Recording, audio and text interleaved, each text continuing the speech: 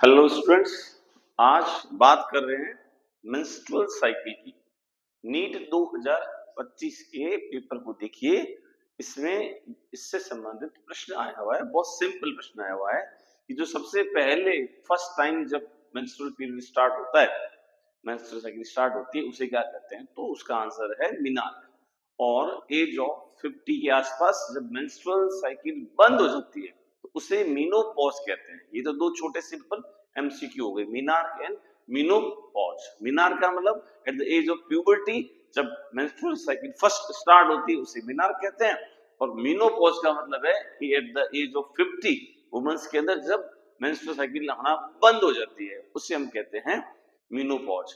ये जो menstrual cycle है टोटली हार्मोन से रेगुलेटेड होती है, टोटली हार्मोन से रेगुलेटेड होती है और ये साइक्लिक वे में वर्क करती है, इसीलिए हम उसे मेंस्ट्रुअल साइकिल कहते हैं।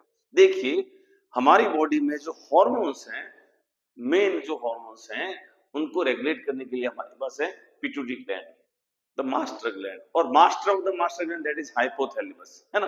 तो हाइपोथैलेमस से गोनाडोट्रोपिन रिलीजिंग हार्मोन रिलीज होंगे, जीएनआरएच, वो पिट्यूटरी पर एक्ट करेंगे और पिट्यूटरी से एफएसएच और एलएच हार्मोन जो है, एफएसएच और एलएच हार्मोन ये रिलीज होते हैं।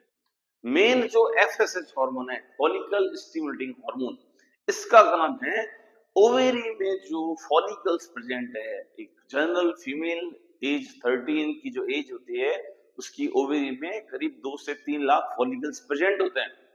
तो 13 की एज के आसपास ये हार्मोन रिलीज होना, उनकी जो मात्रा है बढ़ना स्टार्ट होती है। एफएसएच का काम है फॉलिकल्स को मैच्योर करना।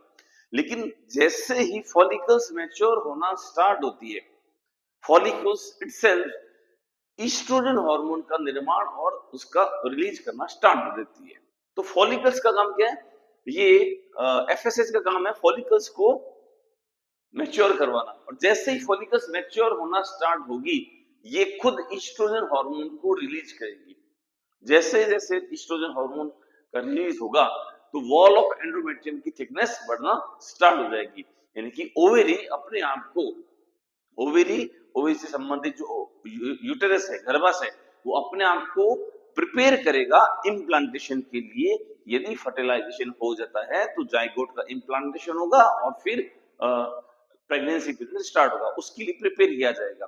तो oestrogen hormone is secreted by follicles, जो मैच्योरिंग फॉलिकल्स है वो ईस्ट्रोजन हार्मोन का सीक्रेशन करेगी। लेकिन इसके साथ साथ क्या होता है, जैसे जैसे ईस्ट्रोजन हार्मोन का लेवल बढ़ता है, बेटा ये फीडबैक इनहिबिशन देता है एफएसएच को, ये एफएसएच के रिलीज को बंद करवा देता है, कम करवा देता है। क्यों? ताकि अन्य एक फॉलिकल को मैच्योर करवाना है, बहुत सभी को तो नहीं करवाना, तो अन्य जो दूसरे जो फॉलिकल्स हैं वो मैच्योर ना हो, केवल एक फॉलिकल मैच्योर हो, ये कोशिश की जाती है। इसलिए एफएसएच का रिलीज कम हो जाता है, जैसा कि आप एनसीईआरटी की इस डायग्राम में देख सकते हैं। ये जो स्ट्रक्चर यहाँ बना रखी है ये एंडोमेट्रियम की वॉल की थिकनेस को शो कर रहा है। ये डे फर्स्ट मेंस्ट्रुअल पीरियड का डे फर्स्ट जहां से ब्लीडिंग स्टार्ट होती है वहां की थिकनेस को शो कर रहा है, जहां ब्लीडिंग होती है। उस समय अगर हम हार्मोन की लेवल की बात करें तो एफएसएच का लेवल थोड़ा हाई दिखा रखा है और एलएच का लेवल लो दिखा रखा है। एलएच का मेन रोल तो हम पढ़ेंगे कि ओव्यूलेशन करवाएगा। ल्यूटिनाइजिंग हार्मोन का काम है कि 13वें या 14वें दिन एकदम से इसका लेवल बढ़ता है और ये ओव्यूलेशन को स्टिमुलेट करता है ना। तो एफएसएच का लेवल फर्स्ट डे के बाद में धीरे धीरे कम होना स्टार्ट होगा। क्यों? क्योंकि जैसे ही एफएसएच स्टिमुलेट करेगा ये जो ओवेरी के अंदर फॉलिकल्स हैं ये मैच्योर होना स्टार्ट होगी, और ये फॉलिकल्स खुद क्या करेगी, ये फॉलिकल्स ईस्ट्रोजन हार्मोन को रिलीज करेगी। ईस्ट्रोजन हार्मोन एफएसएच को नेगेटिव फीडबैक देगा, इसलिए एफएसएच का लेवल एकदम बढ़ेगा नहीं, धीरे धीरे स्टेबल हो जाएगा, कम हो जाएगा। डे 14 को 13 या 14 को एकदम से एलएच और एफएसएच दोनों की सर्ज एकदम से होती है और ओव्यूलेशन होता है। अब ह्यूमंस में जब ओव्यूलेशन होता है तो हम उसे ओवम कहते हैं, लेकिन एक्चुअली वो सेकेंडरी oocyte होती है। ओवम तो नहीं होता बल्कि वो सेकेंडरी oocyte होती है, उसमें अभी तक मियोसिस होना बाकी होता है। कंप्लीट मियोसिस स्पर्म के एंट्री के बाद होता है, उससे पहले नहीं होता। तो ओव्यूलेशन हो गया, ओव्यूलेशन के बाद में इनका लेवल डाउन हो गया। लेकिन जैसे ही ओव्यूलेशन हुआ, देखो ईस्ट्रोजन का लेवल बढ़ेगा कैसे, फॉलिकल्स के मैच्योरेशन के साथ साथ बढ़ेगा, ओव्यूलेशन के साथ अब ईस्ट्रोजन का लेवल डाउन हो रहा है, डाउन हो रहा है, डाउन हो रहा है। ठीक है, प्रोजेस्टेरोन का जो रोल है बेटा, ये स्टार्ट होता है ओव्यूलेशन के बाद। Progesterone is a pregnancy hormone, ये प्रेगनेंसी को मेंटेन करने का काम करता है। During the whole period of pregnancy the progesterone level is very high, whenever it falls down parturition वाली स्टेज आ जाती है, प्रसव प्रक्रिया प्रारंभ हो जाती है।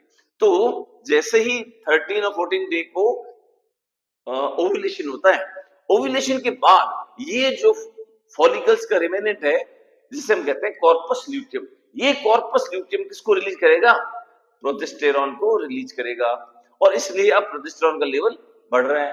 प्रोजेस्टेरॉन का काम क्या है, प्रोजेस्टेरॉन का काम है कि एंडोमेट्रियम की वॉल को थिक करना ताकि इम्प्लांटेशन किया जा सके। अब 13th डे को ओव्यूलेशन हो गया, मान लो ओवा जो होता है, ओवम जो होता है उसकी एज तो 24 आवर्स की होती है, लेकिन इम्प्लांटेशन में करीब 5 से 6 दिन का समय लग जाता है। तो जो यूटेरस है उसको ये पता नहीं है कि अभी फर्टिलाइजेशन हुआ है या नहीं हुआ है, इसलिए यहाँ पर थिकनिंग कंटिन्यूसली चलती रहती है, प्रोजेस्टेरोन का लेवल बढ़ा हुआ रहता है। लेकिन यदि इम्प्लांटेशन नहीं हुआ, इम्प्लांटेशन नहीं हुआ, फर्टिलाइजेशन होगा तभी इम्प्लांटेशन होगा, तो फर्टिलाइजेशन नहीं हुआ तो इम्प्लांटेशन भी नहीं होगा, तो ओव्यूलेशन के 6 से 7 दिन बाद प्रोजेस्टेरोन का लेवल डाउन होना स्टार्ट हो जाता है।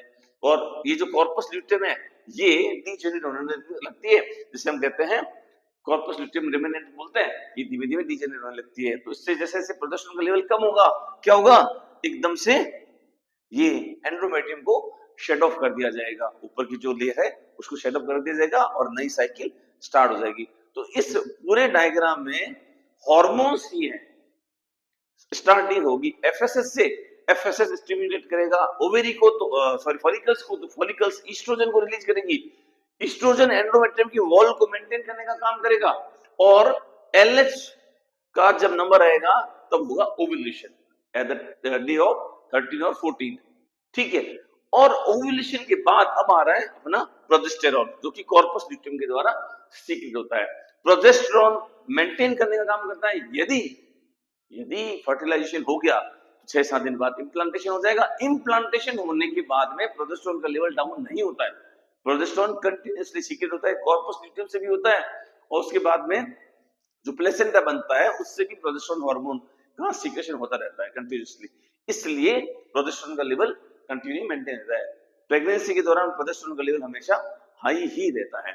तो ये जो हार्मोनल चेंजेस होते हैं बेटा फीमेल के अंदर, जो 28 और 29 डेज की जो साइकिल है ना, इसको लूनर साइकिल भी कह सकते हैं आप, तो इसके दौरान फीमेल में मूड चेंजेस देखने को मिलते हैं, उसके अंदर बहुत सारे चेंजेस देखने को मिलते हैं, क्योंकि जब ब्लीडिंग स्टार्ट होती है तो लोअर एब्डोमेन में क्रैम्प्स क्रिएट होते हैं, है ना, दर्द होता है और वो पैनिक होता है ना। तो और एक हार्मोन होता है सेरोटोनिन, उसमें भी बदलाव आता है जो कि मूड को चेंज करने वाला होता है। तो ये जो टाइम पीरियड है, ये टाइम पीरियड बहुत ही पैनिक होता है फीमेल में।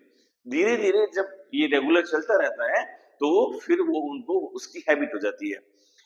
सभी महिलाओं में जो मेंस्ट्रुअल साइकिल है वो 28 डेज की नहीं होती है, इसमें फ्लक्चुएशन होता रहता है, कईयों के अंदर 15 डेज से हो जाता है, कईयों में 20 डेज से हो जाता है, कईयों में 35 डेज से हो जाता है।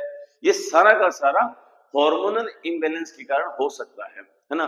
जो महिला है वो स्ट्रेस के अंदर है, एनीमिक है या कोई डिजीज से पीड़ित है, ये सब चीजें भी इस पूरी साइकिल को प्रभावित करते हैं। तो एनसीईआरटी के में और नीट में ये हमारा बहुत ही इंपॉर्टेंट टॉपिक है, इसमें इस हार्मोन से संबंधित क्वेश्चन बहुत बार पूछे जाते हैं, इसको अच्छे से करिए।